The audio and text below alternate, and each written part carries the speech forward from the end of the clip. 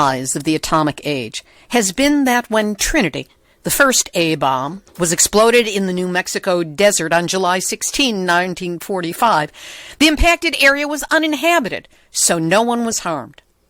But then you hear from someone whose family was among hundreds, if not thousands, who lived for generations near the test site.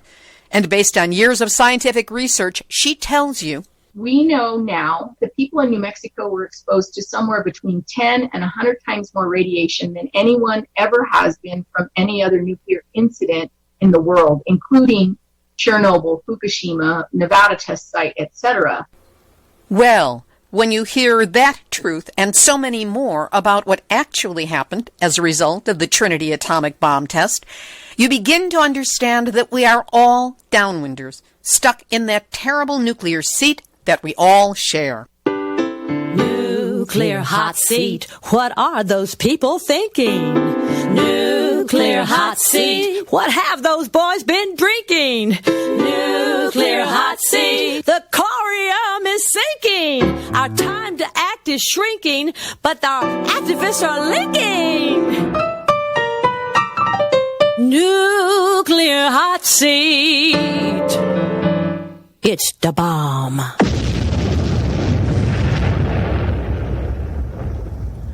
Welcome to Nuclear Hot Seat, the weekly international news magazine keeping you up to date on all things nuclear from a different perspective. My name is Libby Halevi. I am the producer and host, as well as a survivor of the nuclear accident at 3 Mile Island from just 1 mile away. So I know what can happen when those nuclear so-called experts get it wrong. This week, we look at the second of 2 deadly anniversaries in atomic and nuclear history. Last week, it was the Church Rock uranium tailings pond spill of July 16, 1997. And this week, the Trinity test of the first atomic bomb, which took place also on July 16, this time in 1945, near Alamogordo, New Mexico. We'll talk with Tina Cordova, co-founder of the Tularosa Basin Downwinders Consortium, about the multi-generational impact of Trinity's radioactivity on those such as her family who lived downwind of Trinity. And we'll hear from Joni Arends of Concerned Citizens for Nuclear Safety on exactly what nuclear issues the state of New Mexico still faces, even as Los Alamos officially celebrates the creation of the most deadly technology on Earth. Today is Tuesday, July 21st, 2020, and here is this week's nuclear news from a different perspective. Nuclear hot seat, nuclear hot seat, nuclear hot seat, numbnuts out a week. I hope you've got a strong stomach. Lisa Gordon Haggerty, who leads the National Nuclear Security Administration that oversees the nation's nuclear programs, has said that the Trinity test that detonated the first atomic bomb 75 years ago led to great progress in science, national defense, and even peacekeeping. A direct quote, "I hope I can impart how it contributed to the betterment of humanity." Oh, what betterment? Like 200,000 dead from the blasts in Hiroshima and Nagasaki, radiation deaths that follow and continue to this day, the release of deadly radioactive plutonium with a half-life of 24,000 years. How does that contribute to the betterment of humanity and peacekeeping, Lisa Gordon Haggerty? Because the only thing I see it contributing to is making you this week's Nuclear hot seat, numbnuts out a week.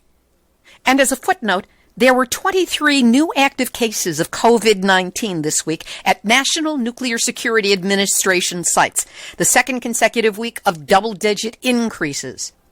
Of course, the NNSA does not specify the locations where the new cases were reported because the less you know, the less you can do about it. Here's this week's special on the aftermath of the Trinity atomic bomb test, which happened on July 16, 1945, and marks the start of the atomic age. First, we talk with Tina Cordova.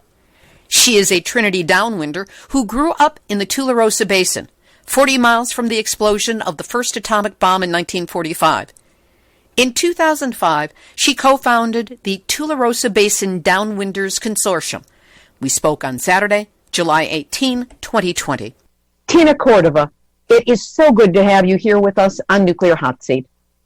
It's great to be with you, Libby, and I'm very grateful that you've taken an interest in our story, because it's a story that should be told and that as many people as can hear it should hear it. So I'm grateful and glad to be here. Now, you are clearly too young to have been alive when the Trinity test took place. So tell us about your family's background. Where did they live, how close they were to the blast site, and a little about what their lives were like before the Trinity blast. You're absolutely right. I was born in 1959, so much later than the Trinity test. But my family has, I can trace my family back about 7 generations in the Tularosa Basin. My father was a 4-year-old child living in the little village of Tularosa, about 40 miles the way the crows fly from the test site. At that time, my mother was not living in Tularosa. Her family had lived there, moved away, and then moved back, but my mother wasn't there on the day of the test. My grandmothers and grandfathers and great-grandfathers, most of my family, aunts, uncles, many relatives were living there at the time. And our history with the test is that I have been told for many years the stories that were passed down in my family about the day of the event and what my elders, my grandmothers, my grandfathers remembered about the test. And that basically there was this explosion, that the sky lit up like daylight before daylight, and that this explosion rocked the village, and that for days afterwards an ash fell from the sky. It's a story that gets repeated over and over by people who were alive at the time and can tell the story now, although those people are few and far between. And when the ash fell from the sky, it became, unfortunately, a part of the environment that the people so depended on for their life and their livelihood. And obviously it had devastating consequences. I try to remind people that life in one of those rural communities in 1945 was very organic. First of all, we didn't have running water, so we depended on the rain that fell from the sky to charge up, fill up our cisterns, our lakes, our rivers, our creeks, our ditches, our holding ponds, where people went and utilized those sources for their entire water source. And that meant they're drinking, they're bathing, they're cleaning, they're doing laundry, they're cooking source for water. It also became part of the environment in a way that had far-reaching consequences, because there were no grocery stores. No one had refrigeration. So you couldn't go to a grocery store and buy dairy. You couldn't buy meat. You couldn't buy produce. All of those things you produced yourself. So people had gardens, they had orchards, they had a local dairy, or they had their own cow for the purpose of milk and also for the purpose of protein. And they raised chickens, pigs, sheep, goats. We hunted small mammals and birds. We gathered, hunted, grew, raised everything that we ate. And now that was entirely negatively impacted by the ash that fell from the sky and obviously contaminated everything. We were maximally exposed. There's basically 3 routes of exposure: inhalation, ingestion, and absorption, and we were maximally exposed. We received all of those. And I always tell people also, don't forget that if you don't have running water, you don't bathe as often. So if that ash got on your skin or in your hair, it likely remained there for many days until you had a chance to bathe. Mm-hmm. And so the people were maximally exposed. What were you told at the time had actually happened, and what were you led to believe the ash that was falling, this gray ash, was all about? We were told nothing beforehand, and we were told very little afterwards. At the time of the test, the government had basically concocted multiple stories that would be released through the press depending on what the outcome was, which is very crazy when you think about it. The final story that they utilized in the news a few days after the test was that an ammunition dump out on the missile range had exploded and that there was no loss of life and no damage done. But the thing that everybody also has to remember, in 1945, no one had a television. There were few people that had radios. There were newspapers printed, usually once a week. They got distributed and shared. People didn't have access to information, so for many, many people, they didn't know what had happened, and it was huge. It was enormous. I mean, it knocked people out of their beds in the morning. People told me they thought it was the end of the world and that their mother made them all drop to their knees and start praying the rosary because they were certain it was the end of the world. And people were left with PTSD, by the way, as a result of this. It broke people's windows, it cracked their walls, everything fell out of the cupboards. I mean, it was enormous. And if you and I experience something like that right now, we could get on the internet and we'd know within minutes what just took place. And then after the bombings that took place on August 6th and 9th in Japan, the government did finally admit that they had tested a device in the desert of New Mexico that produced the bombs that they took to Japan. That still meant nothing to anybody. Part of that, it was intentional. When you mentioned the multiple press releases that were written, they were actually written by an embedded reporter from the New York Times, a man named William L. Lawrence, who I know you have cited for some of his other writing, but he was the one who wrote the range of press releases, everything from, nothing happened to we're evacuating the state now. He knew about radioactivity. There was nothing in there. And then after Hiroshima and Nagasaki, he's the one who wrote the majority of articles that came out about it. And again, completely eliminated any mention of radiation or radioactivity. So there was no sense of the long-term damage that was done.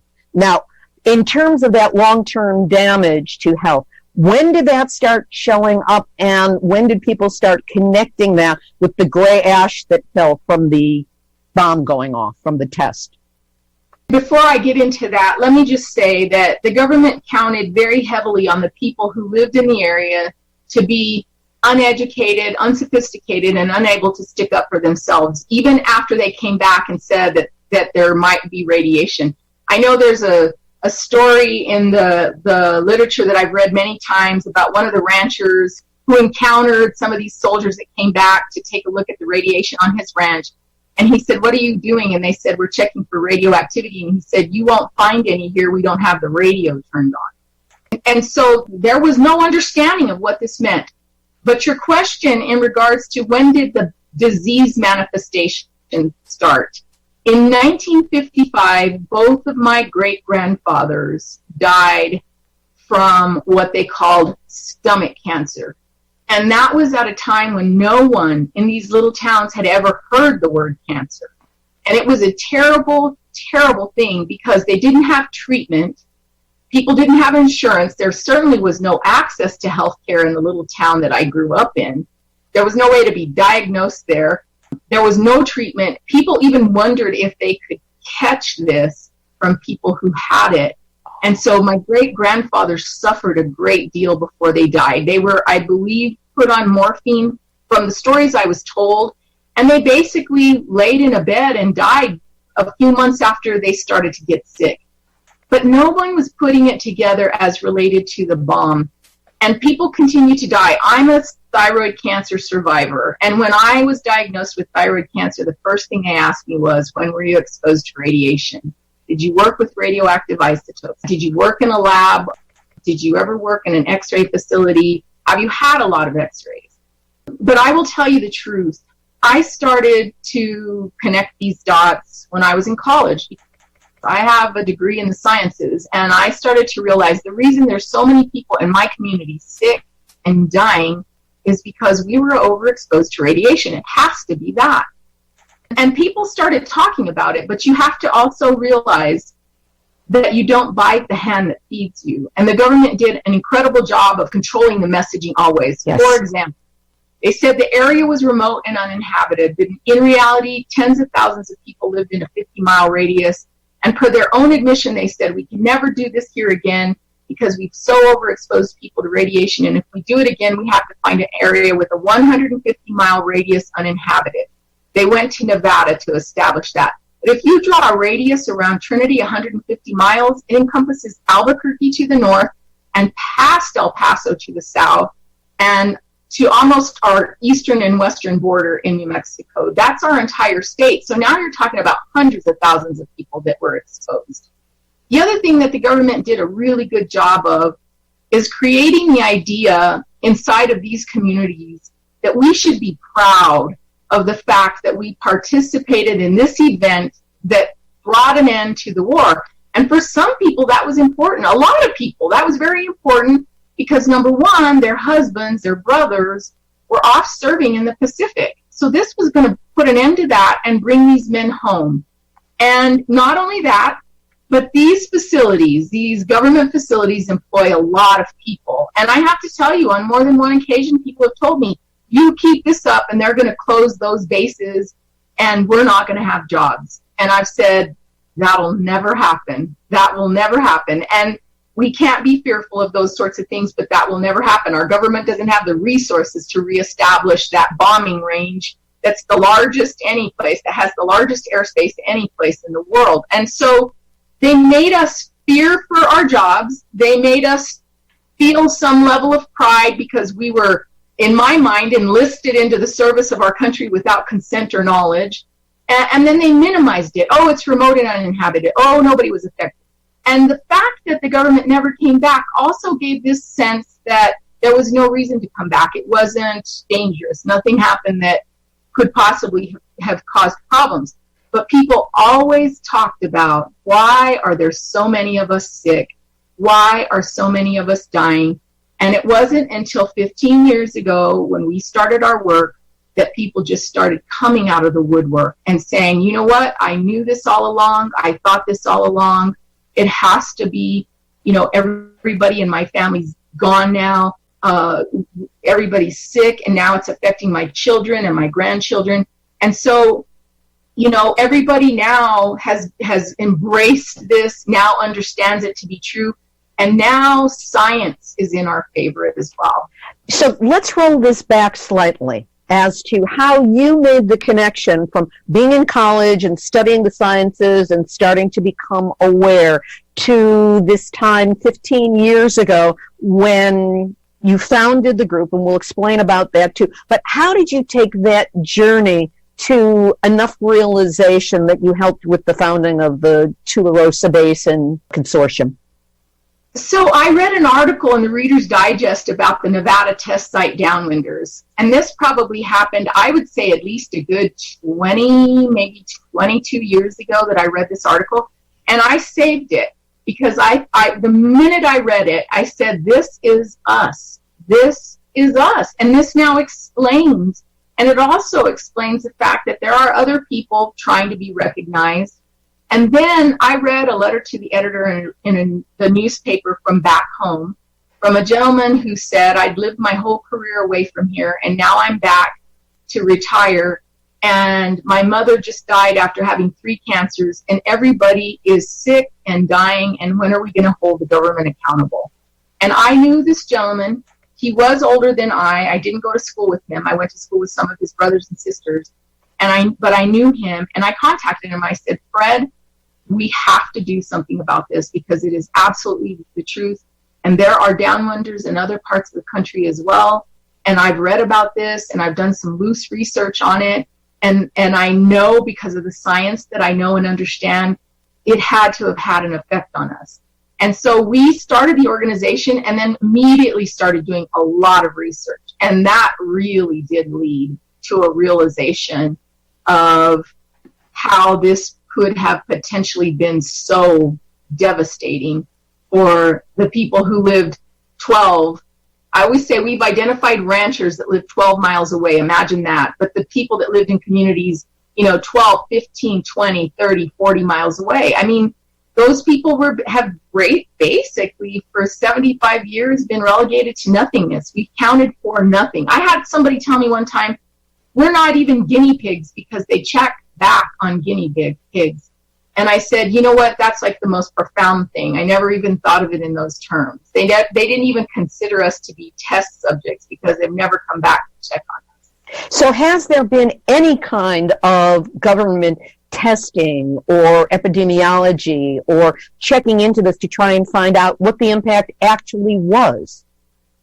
No epidemiological studies have ever been done, which is incredibly unfortunate because our government could probably at this point understand a whole lot more than they ever have about the effects of radiation on the human body. And not just on the human body, but on your genetics and how that affects future generations, right? It may be because nobody really wants to know the truth about that. But having said all that, there are only two things that I know about. The Los Alamos Historic Document Retrieval and Assessment, or La Hadra project, which was a 10-year project paid for by the Department of Energy, requested by Congress as a result of the people in New Mexico wanting to know what were the releases from Los Alamos as they developed and did the little bit of testing that they did in Los Alamos. The elephant in the room as they conducted that 10-year test was the Trinity site. And we know now, because one of the primary investigators, Dr. Joseph Shanka, has now challenged the false narrative that exists that nobody lived here and nobody was harmed. And he has extrapolated, taking what he knows from those 10-year study that he did on La Hadra. He's taken the information that he had access to there, extrapolated, knowing what we now know about the type of blast that it was at Trinity and everything else, and said that the people in New Mexico were exposed to somewhere between 10 and 100 times more radiation than anyone ever has been from any other nuclear incident in the world, including Chernobyl, Fukushima, Nevada test site, etc., which is mind-boggling. Try wrapping your mind around that. That study, the La Hadra study, in chapter 10, clearly states that the CDC believes that the exposures the day of the blast could have been as much as 10,000 times what's considered acceptable today to some of the population that lived in the vicinity to the test site. That is unforgivable. How long ago was that test? How long ago were those results found? That report was published, I want to say, in 2015, 5 years ago.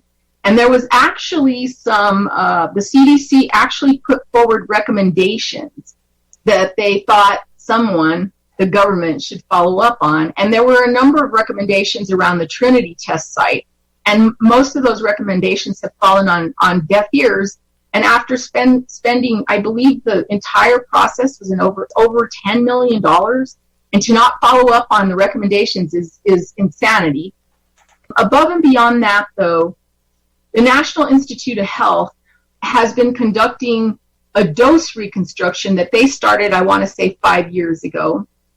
And the dose reconstruction, we've had very little to count on.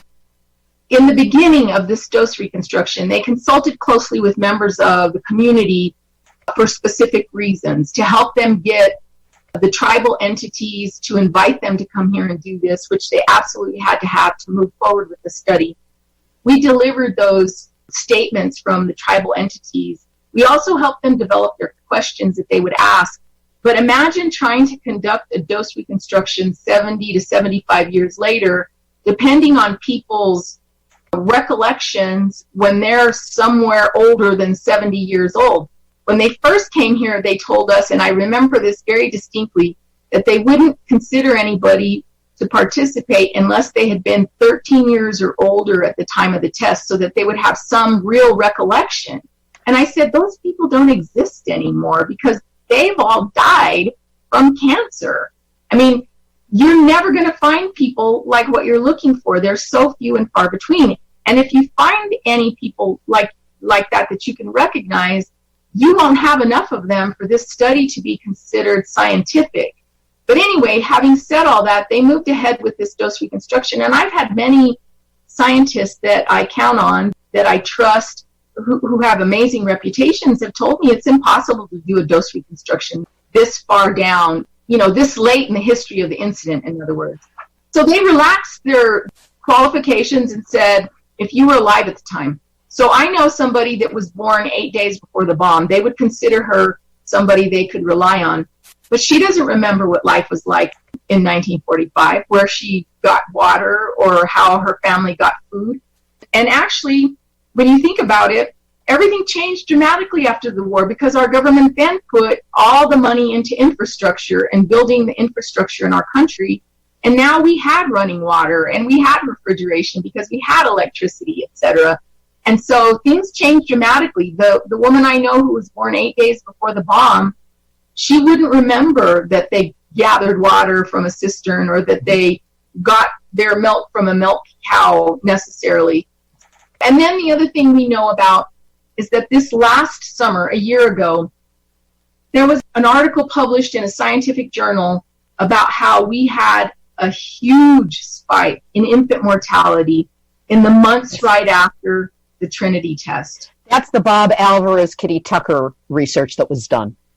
Absolutely. And many, many thanks to Kitty Tucker and Bob Alvarez. Kitty is the one that contacted the New Mexico Department of Health and received the information many, many years ago. And she sat on it for many years because she wasn't, I don't think, certain how she would use that information or when it might become important. But they published those findings, and what's absolutely unforgivable about it is that when the Manhattan Project was contacted by a healthcare worker from New Mexico and asked, what could explain the infant mortality that we're seeing? We're losing babies. We hear it's worse. This woman was from Roswell, New Mexico. She said, we hear it's worse in Alamogordo. And she said, it doesn't seem to matter what we do. We can't keep these babies alive. And the Manhattan Project decided to deny.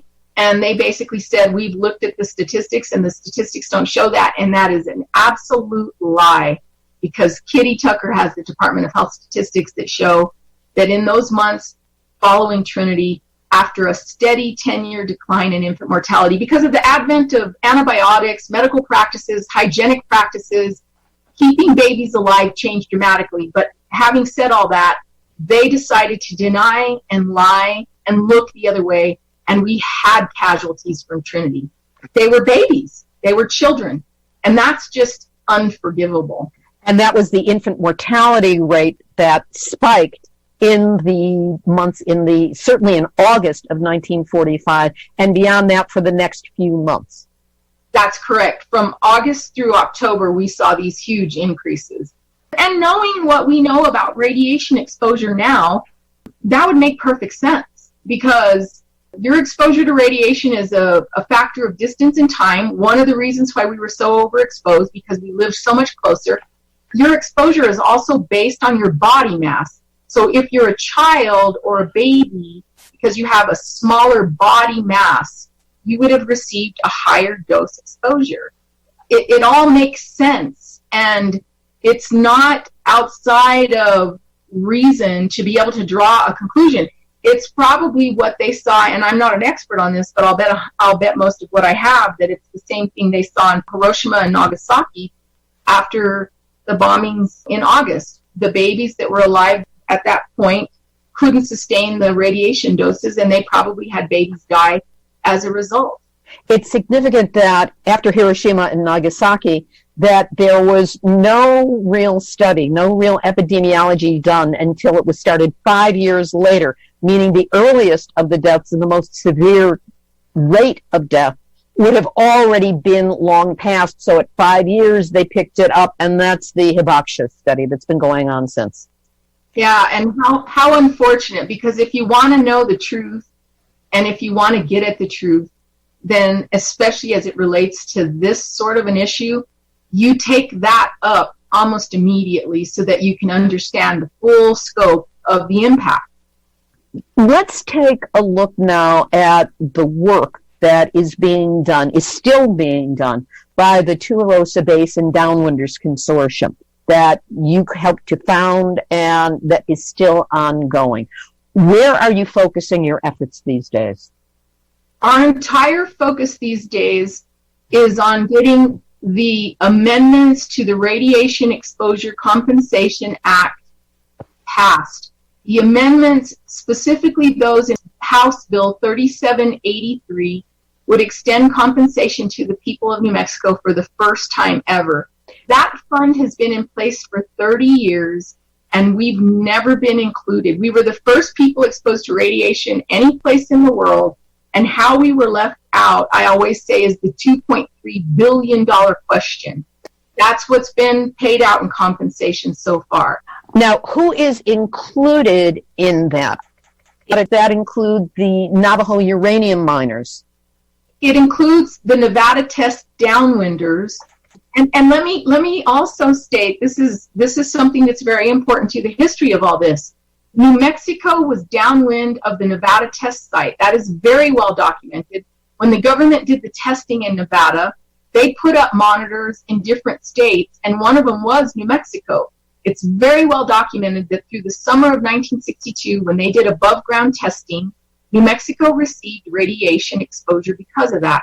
But the compensation stops right at the Arizona-New Mexico border, as if there's some lead curtain there that offers us protection.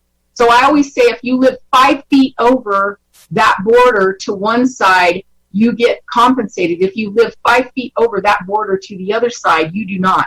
That's how unjust this is. But it includes uranium miners, and there are many of them in New Mexico, but only if you mined uranium before 1971.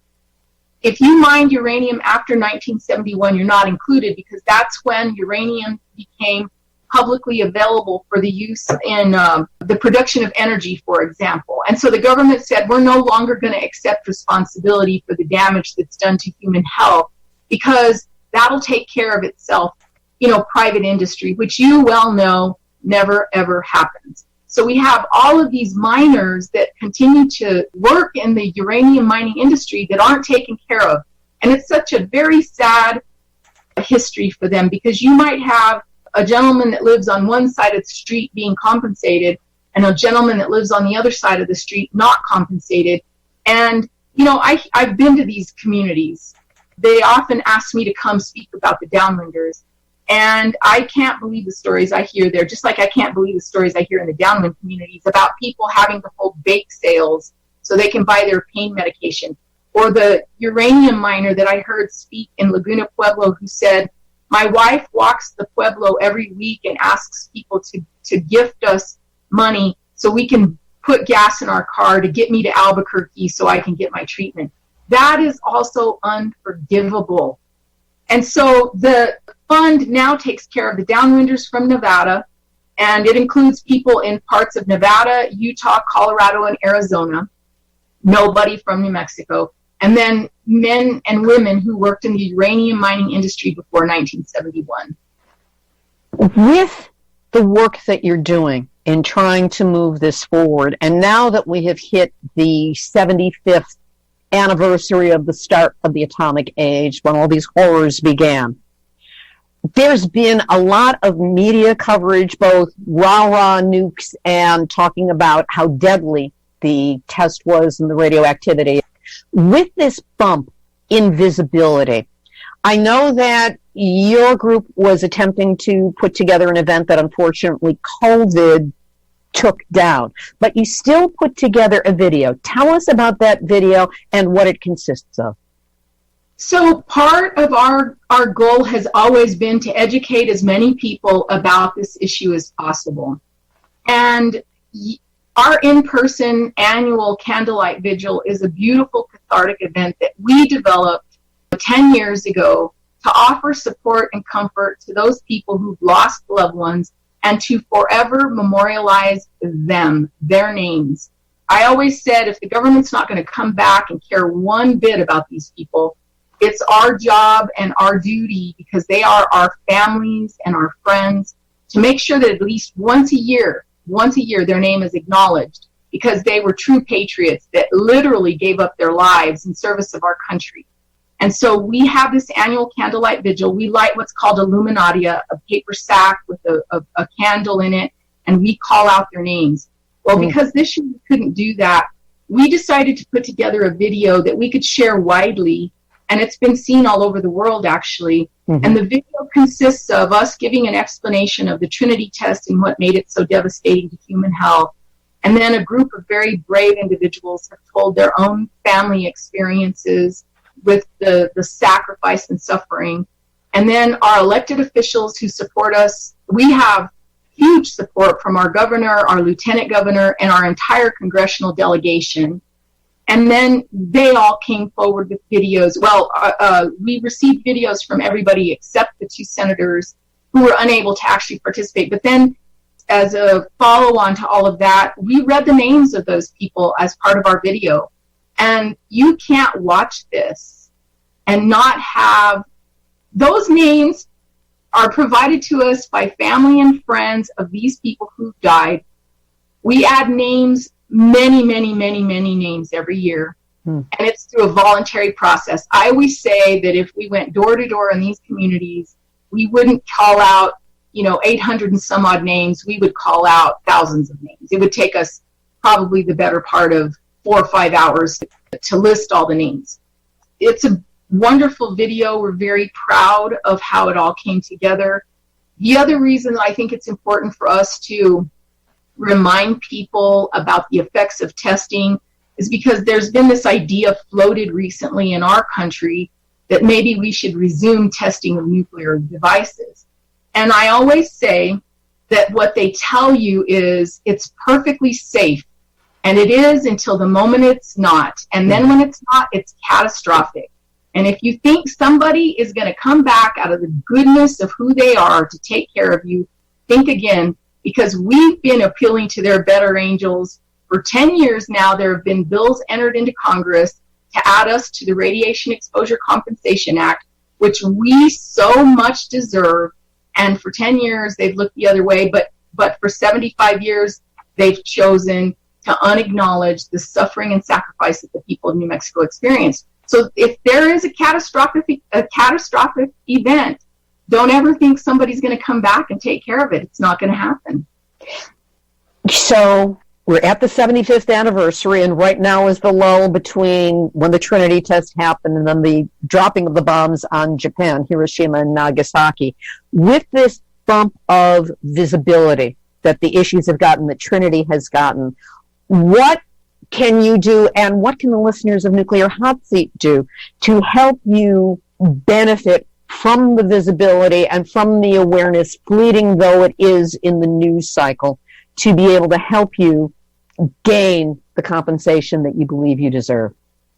First of all, everybody out there has somebody who represents them in Congress, in the House and in the Senate. And the first thing that people can do is contact their members of Congress, wherever they are, and let them know that they support House Bill 3783 and the passage of that bill, and that it is high time that that bill is passed. The thing they tell us year after year about these bills is that they don't have the money to add us to the Radiation Exposure Compensation Act. Can you imagine the insult that is added to the injury by saying something so incredibly without compassion or empathy? Like I said, we've been appealing to their better angels, and that is the result of appealing to their better angels. If people start contacting Congress and their members of Congress and start putting this on their radar screen, then this bill will gain momentum. The other thing that they can ask their members of Congress to do is to become co-signers to these bills. Both bills have bipartisan support. The Senate bill is 947. Now, we're glad to have the Senate bill introduced. It doesn't go far enough. It needs to coincide with House Bill 3783. But people need to contact their members of Congress in the House and the Senate, ask them to become co-signers to these bills, ask them to fully support these bills, and we won't take the excuse any longer that there's not money for this when they're passing trillion-dollar bills in relief of COVID, which I fully understand and we know are necessary. But when they have political will to do these things, they do them.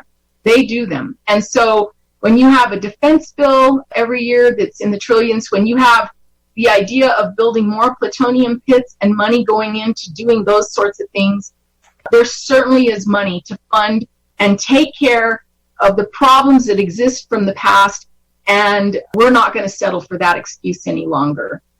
Tina, is there anything we haven't covered that you'd like to mention at this time?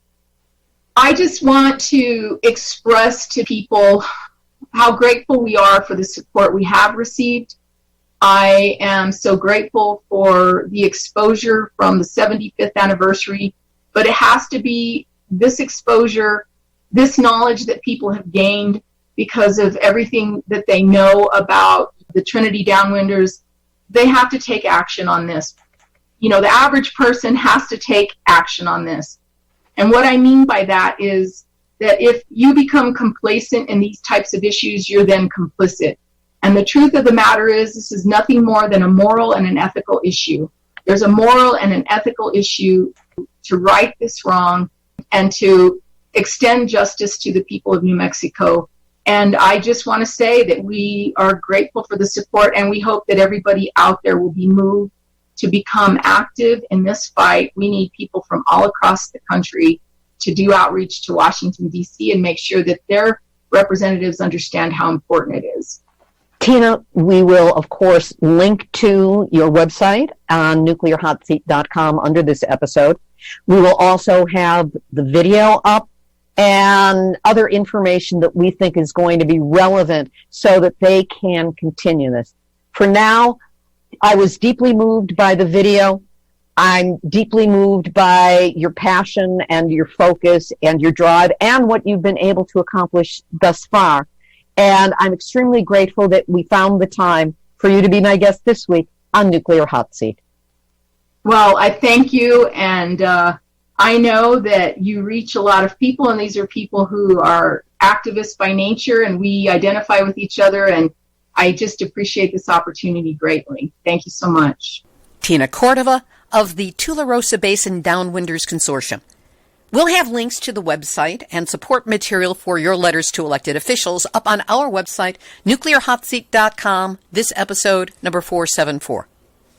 We'll continue with this week's special program, acknowledging the world's first atomic bomb blast 75 years ago, in just a moment. But first, nuclear weapons on hair trigger alert, the framework of international treaties demolished, COVID compromises to safety at nuclear facilities, the seeming inevitability of a new arms race, and now the official rah-rah pro-nuclear propaganda push, linked with the 75th anniversary of the Trinity test and the dropping of atomic bombs on Hiroshima and Nagasaki. The nuclear industry just loves its talking points as it keeps pushing onward, intent upon gobbling up money for the few and polluting human resources for everyone else, yes, including you. We are facing a wider range of nuclear dangers than ever before, and the only way to fight against them is to know what's going on and what you can do to change things. That is why you need Nuclear Hot Seat. We look at the nuclear aspect of our world every week, and especially now with the coronavirus wreaking havoc on safety at reactors, weapons manufacturing sites, and with the radioactive waste. You are not going to be getting this information from mainstream media. Nuclear Hot Seat is the only place you can count on to report the ongoing, evolving nuclear truth about weapons, waste, uranium mining, and the COVID nuclear connection. To keep this show running takes time, energy, effort, and funding. But COVID has hit us as hard as anyone, which makes your help to keep the show going more important than ever. That's why the time would be right now to support us with a donation. Just go to nuclearhotseat.com and click on the big red donate button to help us with a donation of any size. And that same red button is now where you can send a monthly $5, the same as a cup of coffee and a nice tip here in the U.S. Please do what you can now, and know that however much you can help, I'm deeply grateful that you're listening and that you care. Now back to this week's special on the aftermath of the Trinity atomic bomb test in New Mexico in 1945. Joni Arends is one of the founders of Concerned Citizens for Nuclear Safety, based in New Mexico. We previously spoke with this long-term accident for Nuclear Hot Seat number 443 from December 17, 2019. That was for Joni's toxic tour of New Mexico. Here, she enumerates the ongoing nuclear problems facing New Mexico. We spoke on Saturday, July 18, 2020. Joni Arends, always a pleasure to have you here with us on Nuclear Hot Seat. Thank you. It's so nice to be with you this afternoon. Solemn occasion that we are sharing here, which is the commemoration of Trinity. But first, I think it's important for people to understand how extensively New Mexico is involved with the nuclear fuel chain. Yes. New Mexico has every piece of the nuclear fuel chain in it. The uranium cycle begins with uranium mining in the Grants uranium belt on the western side of the state. And then the Atomic Energy Commission came to New Mexico and established Los Alamos National Laboratory in 1943. And at that point, they removed the homesteaders who lived on the Pajarito Plateau by gunpoint. And they established the laboratory to design and build the first nuclear weapons. Los Alamos National Laboratory continues to fabricate nuclear weapons, design and fabricate nuclear weapons on the Pajarito Plateau. There are new plans to expand the manufacture, the fabrication of the plutonium pits. The Trump administration has funded $1 billion a year from $2 billion a year to be able to do this work. So we have nuclear weapons. Then we have WIP, the Waste Isolation Pilot Plant, which is in the southeastern part of the state. And that is for only defense-related wastes that are plutonium contaminated. And it's important to know about weapons-grade plutonium because it needs to be isolated from the environment for 250,000 years. Its half-life is 24,000 years, times 10 half-lives is 250,000 years, roughly. And human exposure is through ingestion and inhalation. It causes cancer. It's scheduled to close in 2024, but there are proposals to expand the capacity at WIP by who knows what, because they want to keep it open until 2080. Their state hazardous waste permit is up for renewal this year, and the closing date for WIP, which is now 2024, is going to be a really big fight. And we need people around the country and around the world to know about what's going on, because WIP was never supposed to be the only waste dump for this kind of waste. Then we have the New Mexico ratepayers are invested in the Palo Verde nuclear power plant. Then we have 10 long-term stewardship sites, which means sites that the Department of Energy have designated as long-term stewardship sites. And what long-term stewardship means is that they're never going to clean it up. And then we have, besides the Trinity test in 1945, we have the gas buggy experiment, which was for freeing natural gas from the geological formation. That one was in 1967, and the gas became radioactive as a result of that, and it vented for weeks into the air, into the environment. There's also a site in the southeastern part of the state near WIP called the Nome and Coach experiment that they did that also has been a tragic situation. So these three tests were with a nuclear weapon. And now there are two proposals to bring all of the high-level waste, all of the spent fuel rods from around the entire country, plus future waste from nuclear power plants to New Mexico and the Texas-New Mexico border. The comment periods are open right now to provide comments on their draft environmental impact statement. The first proposal is called Holtec International, and that's for the site that's 16 miles north of the WIP site. The other proposal is to expand waste control specialists, now called Interim Storage Partners, which is located right on the Texas-New Mexico border, 5 miles east of Eunice, New Mexico. Both draft environmental impact statements are open for public comment. You can learn more information at our website at nuclearactive.org. It sounds almost like New Mexico has been set up as a nuclear sacrifice zone for the entire country. Exactly. And we have to fight back. We are fighting back against this. You have to know that in New Mexico, our state budget is about $7 billion, and the Department of Energy at Sandia National Laboratory in Albuquerque, Los Alamos and the waste isolation pilot plant equals about $7 billion. Just to give you an idea of the balance, if there is a balance, and the amount of power that the Department of Energy has right now.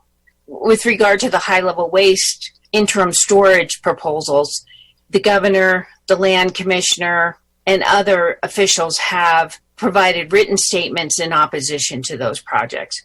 But the expansion of pit production at Los Alamos National Laboratory and the expansion of the waste isolation pilot plant, they are supporting those things. So we have this conflict about opposing high-level waste coming to New Mexico. But if I can speculate, having $1 billion on the table for expanded pit production at Los Alamos means that they have to expand WIP in order to have a place to dispose of the waste. But there's also 5 other proposals for WIP, including surplus plutonium from the Savannah River site to bring it to WIP, the high-level waste from West Valley in New York, and future nuclear waste that will be generated by pit production. So there's a lot of potential for these projects to go forward because there's a lot of money on the table. But the people are organizing. We're doing a lot of work and bringing groups that we haven't necessarily worked with before together to oppose these projects.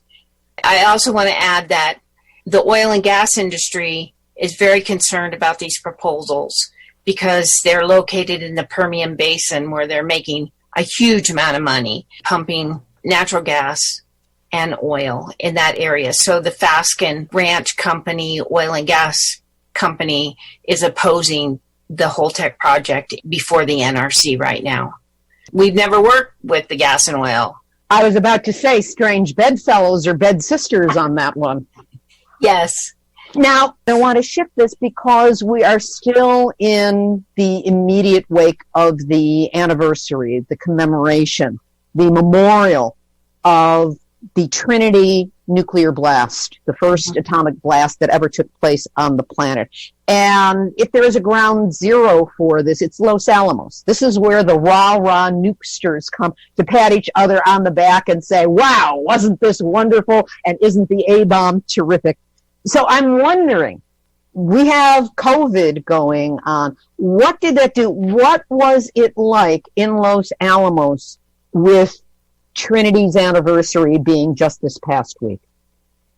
The head of the National Nuclear Security Administration came to Los Alamos to cut a ribbon to commemorate the Trinity test. But the way that it's reported and in the NNSA's press releases, she was praising the scientists and the scientific achievements that resulted from the Manhattan Project. She did not talk about all of the harm that has occurred through the generations to the people and families that were overexposed to radiation in 1945. It didn't sound like she called Tina Cordova and said, I'm so sorry. DOE did not make a statement. DOE and NNSA did not make a statement that says, we're going to support expansion of the Radiation Exposure Compensation Act. They did not do that. But those are things that they could have done in commemoration of all of the harm that they've inflicted on New Mexico. That's why I refer to the rah-rah nukers, because they don't want to accept responsibility for the harm they did. They just want to continue with the game of my bang's bigger than your bang, and let's make even more of them. Yes. So with the anniversaries of Hiroshima and Nagasaki coming up in early August, what else is either planned for Los Alamos or planned by your organization and others to continue the visibility of the damage that was done by this program, the ongoing damage of it, and see what can be done to stop any more production and perhaps turn it around? There are many things happening in New Mexico, in the United States of America, and around the world. We've been working with the Pace e Bene group, which means peace and good. They are based in California, and they do their annual event in Los Alamos. And so we had been planning the 3-day event with a conference, and Bets for Peace was holding its national convention in Albuquerque, and we had buses scheduled to take people from Albuquerque up to Los Alamos. And then COVID hit, and then we moved to a virtual presentation. So we have a 1 hour that begins at 6 p.m. Mountain Daylight Time on August 6th. And it's going to be inserted into the national and international Hiroshima Nagasaki 75 organizing event. The website is HN75. And then they're also doing an event on August 9th. CCNS has prepared a list of events. It's 2.5 pages right now, and it has a lot of the articles that happened from Trinity as well, a listing of articles. And we'll be updating it. And again, our website is nuclearactive.org.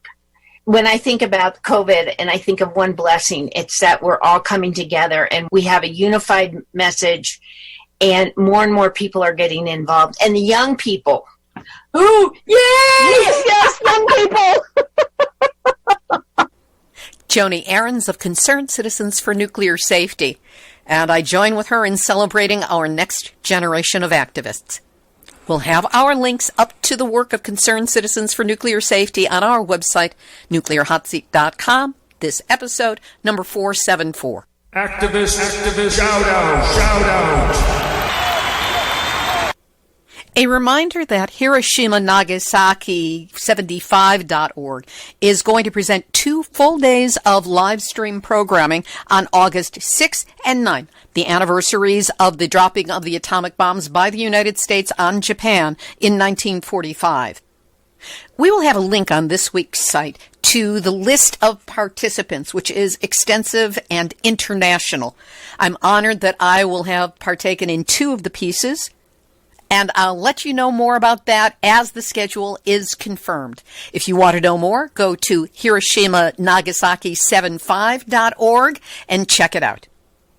This has been Nuclear Hot Seat for Tuesday, July 21st, 2020. Thanks to all of you for listening, and a big shout out to Nuclear Hot Seat listeners, followers, and supporters around the world in 123 countries on 6 continents and counting. If you haven't already done so, go to Nuclear Hot Seat's Facebook page, like it, share it. Let's just share this all over the internet. And if you understand any of the other social media platforms, please contact me. I don't, and I could use some help. You can find Nuclear Hot Seat on all your favorite podcast listening programs. Or if you'd like to make certain that you never miss a single episode, go to nuclearhotseat.com and scroll down to the yellow opt-in box. Fill in your first name and an email address, and you will get the show via email every week with a brief description of what is in the show. Now, if you have a story lead, a hot tip, or a suggestion of someone to interview, send an email to info@nuclearhotseat.com. And if you appreciate weekly verifiable news updates about nuclear issues around the world and special interviews with those people on the front lines, take a moment to go to nuclearhotseat.com, look for that big red button, and do what you can to help, because anything will be of assistance. This episode of Nuclear Hot Seat is copyright 2020 Libby Halevi and Hardestry Communications. All rights reserved, but fair use allowed as long as proper attribution is provided. This is Libby Halevi of Hardestry Communications, the heart of the art of communicating, reminding you that as former Soviet Prime Minister Nikita Khrushchev famously said of the aftermath of a nuclear war, the living will envy the dead. If that's not a nuclear wake-up call, I don't know what is. So now don't go back to sleep, because we are all in the Nuclear Hot Seat.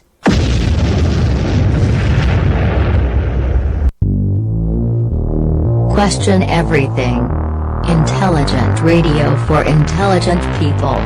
UCY.tv